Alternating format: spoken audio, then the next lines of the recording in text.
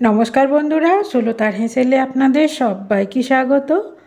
আজ আমি কচি কচি ডাঁটা, তার সাথে একদম ফ্রেশ ঝিঙে আর আলু, একটা টমেটো আর এই 1 চামচ মশলা দিয়ে একটা সুন্দর তরকারি রান্না করব।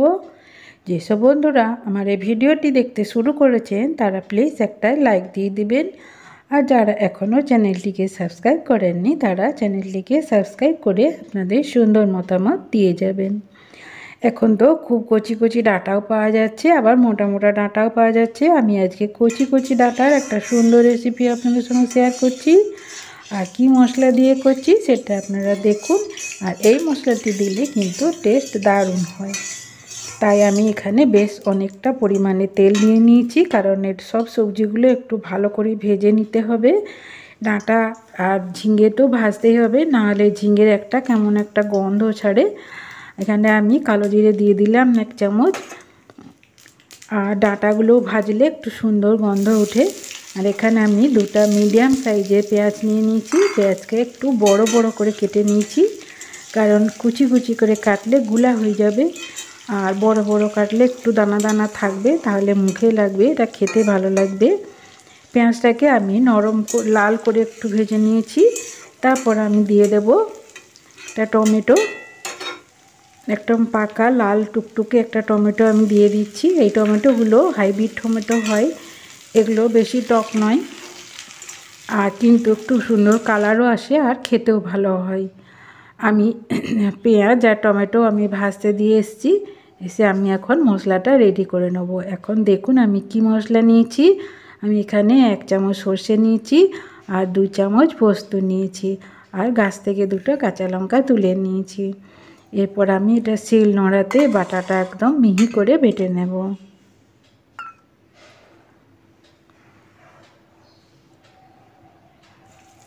এদিকে দেখুন টমেটোটা নরম হয়ে এসছে, আমি আবারও একটু নেড়ে দিচ্ছি।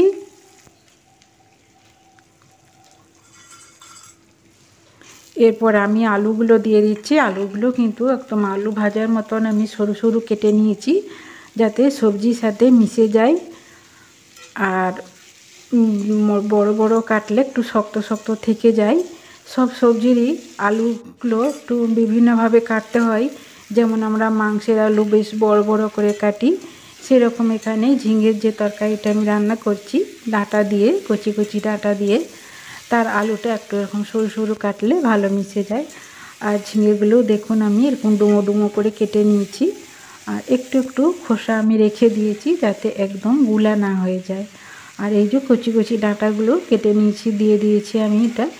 এটা তো মানে আঁশ ছাড়াবার কোনো দরকার নেই, একদম নরম কচি কচি ডাঁটা। আর এগুলো খেয়ে মোটামুটি চিবে আসে না মুখে বেশি, একদম গুলাই হয়ে যায়। আর এই ডাঁটাগুলো খেতেও খুব ভালো। এই ডাঁটাগুলো কিন্তু ছোট বাচ্চারা খুব সুন্দর খায়।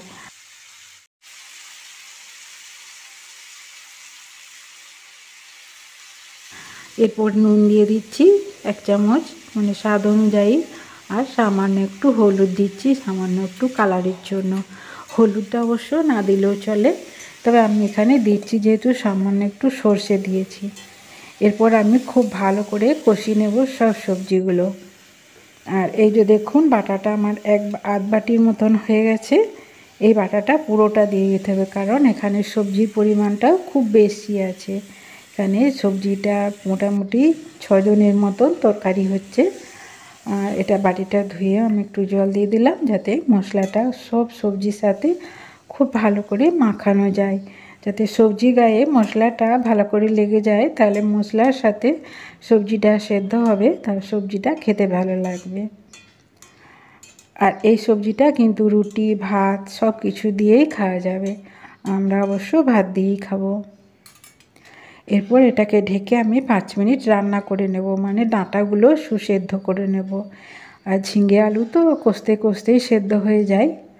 আর গ্যাসের আঁচটাকে মিডিয়ামে রেখে দিচ্ছি, যেহেতু আমি জল দিইনি, ঝিঙের জলে আমি ডাঁটা আলুকে সেদ্ধ করে নিচ্ছি। দেখুন একদম শুকনো শুকনো হয়ে গেছে। আবারও ভালো করে মিশিয়ে নিচ্ছি।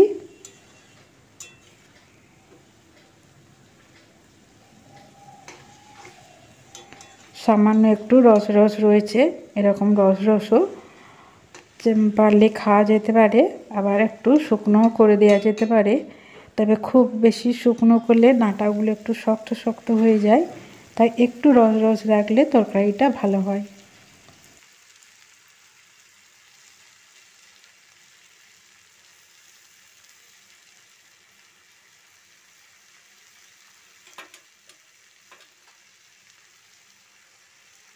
জল দিয়ে দিচ্ছি, দিয়ে আমি আরও একটু শুকনো করে নেব, কারণ জলটা একবারে শুকনো হয়ে গেছিলো। একটু ঢেকে রাখছি, যেহেতু জলটা আমি দিলাম।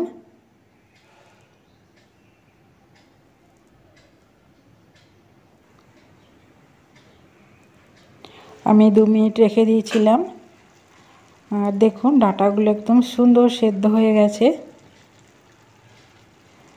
যদি মনে হয় যে ডাঁটা সেদ্ধ হয়নি, তাহলে আরও 1 মিনিট ঢেকে রাখা যেতে পারে, কিন্তু ডাঁটা এখানে সুন্দর সেদ্ধ হয়ে গেছে, তাই আবার একটু ভালো করে মিশিয়ে দিলাম। এখন আমার রান্নাটা কমপ্লিট হয়ে গেছে। এরপর আমি একটা থালায় ঢেলে নিচ্ছি পরিবেশনের জন্য।